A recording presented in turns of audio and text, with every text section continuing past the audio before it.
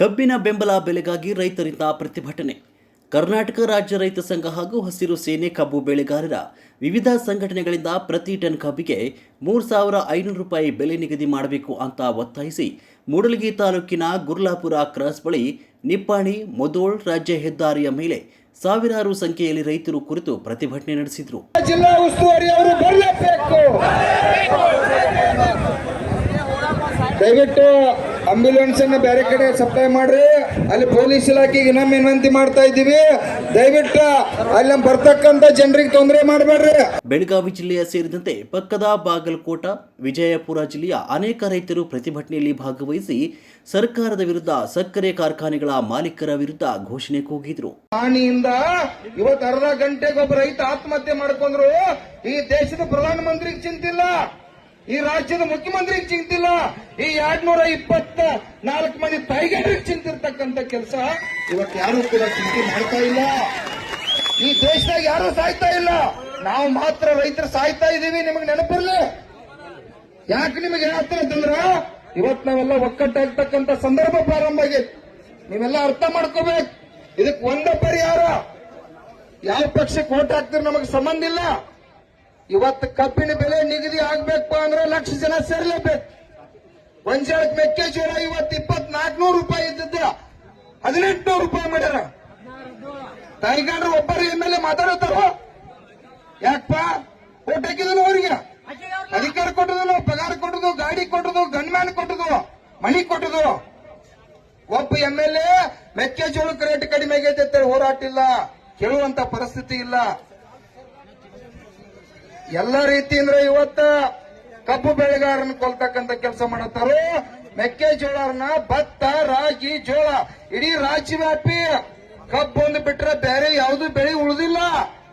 ಎಲ್ಲಾ ಬೆಳೆ ನಾಶ ಆಗೈತೆ. ರಾಜ್ಯದ ಮುಖ್ಯಮಂತ್ರಿ ನರೇಂದ್ರ ಮೋದಿಯನ್ನು ದನ ಕಾಯ ಕಚ್ಕೊಡುದು ಅವ್ರನ್ನ ಅಲ್ಪ ಪರಿಹಾರ ಇವತ್ತಿನವರೆಗೂ ಕೊಟ್ಟಿಲ್ಲ. 2 ತಿಂಗಳಾತು ಇವತ್ತು ಬೆಳೆ ನಾಶ ಆಗಿ ಹಾಳಾಗಿ ಹೋಗೈತೆ. ಯಾರಿಗೂ ಕೂಡ ಅವ್ರಿಗೆ ಭಯ ಇಲ್ಲ. ಕಾರಣ ಏನಂತಂದ್ರ ನಾವು ಕೂಡ ಇವತ್ತು ಬದಲಾವಣೆ ಆಗ್ಬೇಕಾಗಿತ್ತು. ಅವ್ರಿಗೆ ಗೊತ್ತೈತೆ ಈ ಮಕ್ಕಳು 1,000 ಕ್ವಾರ್ಟರ್ಗೆ ಓಟ್ ಹಾಕ್ತಾರೋ, ಇಟ್ಟು ಓಟ್ ಹಾಕಿ ನಾವು ರಾಜ್ಯ ಆಳ್ತು ಅಂತ ಅವ್ರು ತಿಳ್ಕೊಂಡಾರ. ಇದು ಬದಲಾವಣೆ ಆಗ್ಬೇಕು. ನಾವು ದಿವಸ ನಮ್ಮ ಬಾಳೆಕ್ 1,000 ರೂಪಾಯಿ ಖರ್ಚು ಮಾಡ್ತು. ಒಂದು ದಿವಸ 1,000 ರೂಪಾಯಿ ಖರ್ಚು ಓಟ್ ಹಾಕಿದ್ದಕ್ಕಾಗಿ ಇವತ್ತು ಬೀದಿ ಒಳಗೆ ಕುಂಡ್ಬೇಕಾಗಿತ್ತು ನಾವು. ರೈತರ ಸಮಸ್ಯೆಗಳಿಗೆ ಸ್ಪಂದಿಸದೇ ಇರುವ ಮುಖ್ಯಮಂತ್ರಿಗಳಿಗೆ ಸಕ್ಕರೆ ಸಚಿವರು, ಜಿಲ್ಲಾ ಉಸ್ತುವಾರಿ ಸಚಿವರು ಮತ್ತು ಶಾಸಕರ ವಿರುದ್ಧ ಘೋಷಣೆಗಳನ್ನು ಕೂಗಿದ್ರು. ಸತೀಶ್ ಜಾರಕಿಹೊಳಿ ಹಿಡ್ಕೊಂಡು ಎಷ್ಟು ಮಂದಿ ಎಮ್ಎಲ್ಎ ಅದನ್ನ ಬೆಳಗಾವಿ ಜಿಲ್ಲಾದಾಗ ನಿಮಗೆ ಹೇಳ್ತೀನಿ, ನೆನಪಿಟ್ಕೋರಿ. ಬಾಳ ರೊಕ್ಕ ಐತೆ ಅಂತ ಅಹಂಕಾರ ಮಾಡಬೇಡ್ರಿ. ಬಾಳ ರೊಕ್ಕ ಐತೆ ಸರ್ಕಾರಕ್ಕೆ ಅಹಂಕಾರ ಮಾಡಬೇಡ್ರಿ. ನಾಳೆ ನೀವು ಸತ್ರೆ ಅಂದ್ರ, ನಾ ಸತ್ನವ್ರ ಇಲ್ಲಿದ್ದವ್ರು ಸತ್ರೆ ಅಂದ್ರ ನಿಮ್ಮ ಹೆಣ ಸ್ಟೇಟ್ ಬ್ಯಾಂಕಿಗೆ ಹೋಯಂಗಿಲ್ಲ, ವಿಧಾನಸೌಧಕ್ಕೆ ಹೋಯಂಗಿಲ್ಲ, DCC ಬ್ಯಾಂಕಿಗೆ ಹೋಯಂಗಿಲ್ಲ, ಸ್ಮಶಾನಕ್ಕೆ ಹೋಯ್ತಾರೆ. ತಮ್ಮ ಬ್ಯಾಂಕು ಇಲ್ಲೇ ಉಳಿತೈತೆ, ಫ್ಯಾಕ್ಟ್ರಿ ಇಲ್ಲೇ ಉಳಿತೈತೆ, 1000 ಎಕರೆ ಇಲ್ಲೇ ಉಳಿತೈತೆ. ಇಲ್ಲಿ 1000 ಮಂದಿ ರೈತರು ಕೂಡ ಅಂದ್ರೆ ಪಕ್ಷಾತೀತ ಜಾತ್ಯತೀತವಾಗಿ ಕುಂತಾರ. 1ನೇ ತಾರೀಕು ಫ್ಯಾಕ್ಟ್ರಿ ಚಾಲೂ ಆಗೋದು. ಈ ಜಿಲ್ಲಾ ರಾಜಕಾರಣಿಗಳು ಇಷ್ಟು ದುಷ್ಟ ಶಕುನಿಗಳದಾರ. ರಾಜ್ಯಪಾಲ CS 20ನೇ ತಾರೀಕು ಫ್ಯಾಕ್ಟ್ರಿ ಚಾಲೂ ಮಾಡ್ಕೊಂಡ್ ಬಂದಾರ.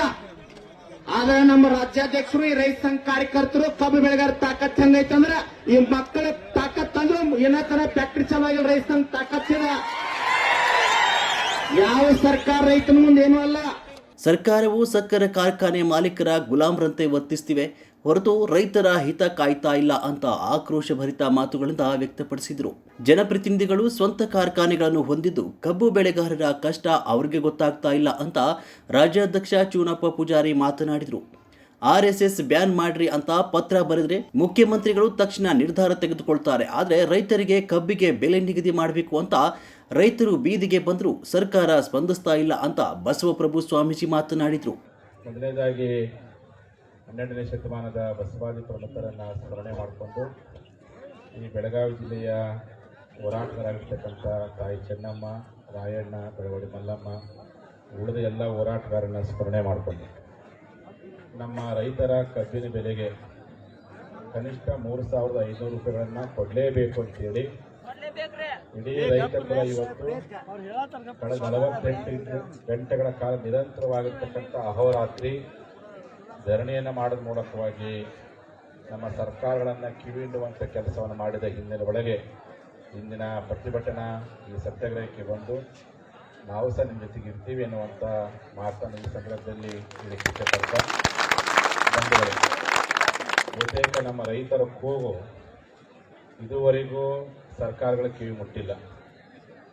ಅವ್ರ ಕಿವಿಗೆ ಏನು ಮುಟ್ಟುತ್ತಪ್ಪ ಅಂತಂದರೆ ತಮ್ಮ ಅಧಿಕಾರ ಹಸ್ತಾಂತರಗಳನ್ನು ಯಾವಾಗ ಮಾಡ್ತಾರೋ ಯಾವಾಗಿಲ್ಲೋ, ತಮ್ಮ ಚುನಾವಣೆಗಳನ್ನು ಹೆಂಗೆ ಗೆಲ್ಲಿಸಬೇಕು, ಹೆಂಗೆ ಅವಕಾಶವನ್ನು ಪಡ್ಕೊಳ್ಬೇಕು, ಯಾರು ನನಗೇನಂದ್ರು ಯಾರು ನನಗೇನು ಬಿಟ್ಟರು, ಯಾರು ವಾಟ್ಸಪ್ಪಿಗೆ ಏನು ಕಾಮೆಂಟ್ ಹಾಕಿ ಏನು ಬಿಟ್ಟರು, ಇಂಥ ಸಣ್ಣ ಸಣ್ಣ ಸಿಲ್ಲಿ ವಿಚಾರಗಳು ಕಿವಿ ಬೀಳುತ್ತೆ ಹೊರತು ಅವರಿಗೆ ಅನ್ನ ಕೊಡುವಂಥ ರೈತರ ಕೂಗು ಇವತ್ತವರೆಗೂ ನಮ್ಮ ಆಳುವ ಸರ್ಕಾರಗಳು ಮುಟ್ಟಿಲ್ಲ. ಅವರಿಗೇನಾದರೂ ಮುಟ್ಟಿತ್ತಪ್ಪ ಅಂತಂದರೆ ಇವತ್ತು ನಮ್ಮ ರೈತರ ಬೀದಿಗೆ ಬಂದು ಕೂಗುವಂಥ ಅವಶ್ಯಕತೆ ಇರಲಿಲ್ಲ. ಸಕ್ಕರೆ ಕಾರ್ಖಾನೆ ಆರಂಭ ಆಗೋಕ್ಕಿಂತ 2 ದಿನ ಮುಂಚೆನೇ ನಿಮ್ಮ ಮನೆಗೆ ಪತ್ರ ಬರಬೇಕಾಗಿತ್ತು. ಈ ವರ್ಷ ನಿಮ್ಮ ಕಬ್ಬಿನ ಬೆಲೆಗೆ ನಾವು ಕನಿಷ್ಠ ಹರಿಯಾಣದ ಮಾದರಿ 4,000 ಕೊಡ್ತೀವಿ ಅಂತ ಹೇಳುವಷ್ಟು ಮಟ್ಟಿಗೆ ಅವ್ರ ಮನಸ್ಸು ಪರಿವರ್ತನೆ ಆಗಬೇಕಾಗಿತ್ತು. ಆದರೆ ಅವ್ರ ಮನಸ್ಸು ಪರಿವರ್ತನೆ ಆಗಿಲ್ಲಪ್ಪ ಅಂತಂದರೆ ಅವ್ರಿಗೆ ಯಾರಿಗೂ ಸಹ ರೈತರ ಬಗ್ಗೆ ಪ್ರಾಮಾಣಿಕವಾದಂಥ ಕಾಳಜಿ ಇಲ್ಲ. 224 ಜನ ಶಾಸಕರಲ್ಲಿ ಬೆರಳಿಕೆಯ ಶಾಸಕರಿಗೆ ಮಾತ್ರ ಕಾಳಜಿ ಇರ್ಬೋದು. ಯಾವುದೇ ಪಕ್ಷ ತೆಗೆದುಕೊಳ್ರಿ, ಯಾವುದೇ ಸರ್ಕಾರ ತೆಗೆದುಕೊಳ್ರಿ, ಯಾರಿಗೂ ರೈತ ಪರವಾಗಿರ್ತಕ್ಕಂಥ ಕಾಳಜಿ ಇಲ್ಲ. ಅವ್ರಿಗೇನು ಚುನಾವಣೆ ಬರುತ್ತಿದ್ದ ಮುಂಚಿತವಾಗಿ ನಾನೊಬ್ಬ ರೈತನ ಮಗ, ನಾನೊಬ್ಬ ಮಣ್ಣಿನ ಮಗ ಅಂತ ಅಧಿಕಾರಕ್ಕೆ ಬರೋದು, ಬಂದ ಮೇಲೆ ನಾನು ಲಿಕ್ಕರ್ ಲಾಬಿ ಮಗ, ನಾನು ಕರೆಂಟ್ ಲಾಬಿ ಮಗ, ನಾನು ರಿಯಲ್ ಎಸ್ಟೇಟ್ ಮಗ ಅನ್ಕಂತ ಅವ್ರ ಹಿತ ಕಾಪಾಡುವಂಥ ಪ್ರಯತ್ನ ಮಾಡ್ತಾರೆ ಹೊರತು ಅನ್ನ ಕೊಡೋದು ರೈತರ ಹಿತವನ್ನು ಕಾಪಾಡೋ ಪ್ರಯತ್ನ ಮಾಡ್ತಾ ಇಲ್ಲ. ನೀವೇನು ಕೇಳಕತ್ತೀರಿ? ನಿಮ್ಮ ನಿಜವಾಗಿರ್ತಕ್ಕಂಥ ವೈಜ್ಞಾನಿಕ ಬೆಲೆ, ಕನಿಷ್ಠ ವೈಜ್ಞಾನಿಕ ಬೆಲೆ ಬರೀ ಕೇವಲ 3,500 ಮಾತ್ರ ಅಲ್ಲ, ಕನಿಷ್ಠ ಈ ದೇಶದ ಒಟ್ಟು ರೈತರ ಅಂದಾಜು ಲೆಕ್ಕ ಹಾಕಿ ನೋಡಿದ್ರೆ ಕನಿಷ್ಠ ಅಂತಂದರೆ ಹರಿಯಾಣದ ಮಾದರಿ ನಿಮಗೆ 4,000ಕ್ಕಿಂತ ಹೆಚ್ಚು ನಿಮಗೆ ಬೆಂಬಲ ಕನಿಷ್ಠ ಬೆಲೆಯನ್ನು ಕೊಡಬೇಕು. ಅದನ್ನು ಕೇಳುವಂಥದ್ದೇನು 3,500 ರೂಪಾಯಿಗಳನ್ನು. 3,500 ನಿಮ್ಮ ಕೇಳೋಕ್ಕಿಂತ ಮುಂಚಿತವಾಗಿಯೇ ನಮ್ಮ ಸಂಬಂಧಪಟ್ಟಂಥ ಜಿಲ್ಲಾಡಳಿತ, ಜಿಲ್ಲಾ ಉಸ್ತುವಾರಿ ಸಚಿವರುಗಳು, ಸರ್ಕಾರಗಳು ನಿಮ್ಮನ್ನು ಬೀದಿ ಪಡಿಸೋದಕ್ಕಿಂತ ಅವರೇ ನಿಮ್ಮ ರೈತ ಸಂಘದ ಕಚೇರಿ ಬಂದು ಈ ವರ್ಷ ಹಿಂಗೆ ನಿಗದಿ ಮಾಡೇವಿ, ಈ ವರ್ಷ ಈ ರೀತಿ ಮಾಡೇವಿ, ನಿಮಗೆಲ್ಲ ದೀಪಾವಳಿ ಶುಭಾಶಯಗಳು ಅಂತೇಳಿ ನಿಮ್ಗೆ ಗ್ರೀಟಿಂಗ್ಸ್ ಕೊಟ್ಟು ನಿಮ್ಗೆ ಅಡ್ವಾನ್ಸ್ ಆಗಿ ಸಂತೋಷ ವಿಷಯ ತಿಳಿಸಿ ನಿಮ್ಮನ್ನು ಸಂತೋಷ ಪಡೋಕ್ಕೆ ಪ್ರಯತ್ನ ಮಾಡಬೇಕಾಗಿತ್ತು ಹೊರತು ಇವತ್ತು ಈ 48 ಗಂಟೆ ಆಯಿತು. ನಾನು ವಾಟ್ಸಪ್ಪಲ್ಲಿ ಸೋಷಿಯಲ್ ಮೀಡಿಯಾದಲ್ಲಿ ನಮ್ಮ ಚಿನ್ನಪ್ಪರಾಗಿರ್ಬೋದು, ನಮ್ಮ ಗುರೂಜಿಯವರಾಗಿರ್ಬೋದು, ನೀವೆಲ್ಲ ಕುತ್ಕೊಂಡು ನೋಡಿ ನನಗೆ ಎಲ್ಲೋ ಒಂದು ಕಡೆ ಕಣ್ಣ ನೀರು ಬಂತು. ಕರ್ನಾಟಕ ರಾಜ್ಯ ರೈತ ಸಂಘ ಹಾಗೂ ಹಸಿರು ಸೇನೆಯ ರಾಜ್ಯಾಧ್ಯಕ್ಷರಾದ ಚೋನಪ್ಪ ಪೂಜಾರಿ, ಗೌರವಾಧ್ಯಕ್ಷರಾದ ಶಶಿಕಾಂತ್ ಗುರೂಜಿ, ಈರಪ್ಪ ಹರಡಿನಾಳ್, ಬಾಬುರಾವ್ ಪಾಟೀಲ್, ಕರೆಪ್ಪ ಮಂಗಳೂರು, ಇನ್ನೂ ಅನೇಕ ರೈತ ಮುಖಂಡರು ಈ ಪ್ರತಿಭಟನೆಯಲ್ಲಿ ಪಾಲ್ಗೊಂಡಿದ್ದರು. ವರದಿ ವಿದ್ಯಾಧರ್ ಕಮತೆ. ನೋಡ್ರಿ, ನಮ್ಮ ರೈತ ಕುಲಕ್ಕೆ ಯಾವಾಗ ಅನ್ಯಾಯ ಆಗ್ತದಲ್ಲ, ಮೌಲ್ಯಗಳ ನರಗುಂದ ಭಾಗದಾಗ ಮಹದಾಯಿ ಹೋರಾಟ 13.5 TMC ನೀರಿನ ಸಲುವಾಗಿ ಹೋರಾಟ ನಡೆದಾಗ, ಕುಡಿಯುವ ನೀರಿಗಾಗಿ 7.6 TMC ಕುಡಿಯುವ ನೀರಿನ ಸಲುವಾಗಿ ಹೋರಾಟ ನಡೆದಾಗ ಹಜಾರ್ ನಿರಂತರವಾಗಿ ತಿಂಗಳಾನುಗಟ್ಟಲೆ ಹೋರಾಟಕ್ಕೆ ಭಾಗವಹಿಸ್ಯಾರ. ಮಹದಾಯಿ ಹೋರಾಟಕ್ಕಾಗಿ ಲಾಠಿ ಚಾರ್ಜ್ ಆದಾಗ ಸಹಿತ ಅವರೆಲ್ಲದಾರ. ಯಮನೂರ್ ಲಾಠಿ ಚಾರ್ಜ್ ಆದಾಗ ಅದನ್ನು ವಿರೋಧ ಮಾಡಿ ಧಾರವಾಡ ರಾಜಕಾರಣಿಗಳಿಗೆ ಎಚ್ಚರಿಕೆ ಕೊಟ್ಟು ಗಟ್ಟಿಯಾಗಿ ಹೋರಾಟ ಮಾಡಿರ್ತಕ್ಕಂಥವ್ರು ನಮ್ಮ ಅಜ್ಜಾರ್ ಅದಾರ. ಇವತ್ತು ನಮ್ಮ ರೈತ ಸಂಘ ವೇದಿಕೆಗೆ ಯಾಕೆ ಬಂದಾರಂದ್ರ, ನಿನ್ನೆಯಿಂದ ರೈತ 3,500 ಕಬ್ಬಿಗಾಗಿ ನಿರಂತರ ಹೋರಾಟ ಮಾಡ್ಲಿಕ್ಕತ್ತಾರ ಅಂತ ತಿಳ್ಕೊಂಡು 2-3 ಪ್ರವಾಸಗಳನ್ನು ರದ್ದು ಮಾಡಿ ಅನ್ನದಾತನ ಹೋರಾಟಕ್ಕೆ ಕೈ ಜೋಡಿಸಿ ಬೆಂಬಲ ಕೊಡಬೇಕಂತ ಬಂದಾರ. ತಮ್ಮೆಲ್ಲರ ಜೋರಾದ ಚಪ್ಪಾಳೆ. ಅವ್ರ ಹೆಗಲ ಮ್ಯಾಗ ಯಾವತ್ತೂ ಹಸಿರು ಟವಲ್ ಇರ್ತದ. ಎಲ್ಲಿ ರೈತರಿಗೆ ಅನ್ಯಾಯ ಆಗ್ತದೆ ಅಲ್ಲಿ ಹೋಗಿ ಬೆಂಬಲ ಕೊಟ್ಟಾರ.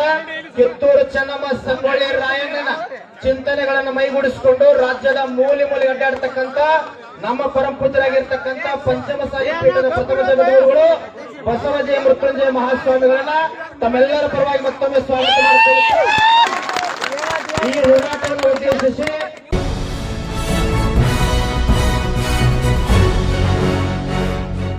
ನಿರ್ಭೀತಿ, ನಿಷ್ಪಕ್ಷಪಾತ, ನಿಖರವಾದ ಸುದ್ದಿಗಳಿಗಾಗಿ ನೀವು ನೋಡ್ತಾ ಇರಿ UK ಟಿವಿ ಕರ್ನಾಟಕ.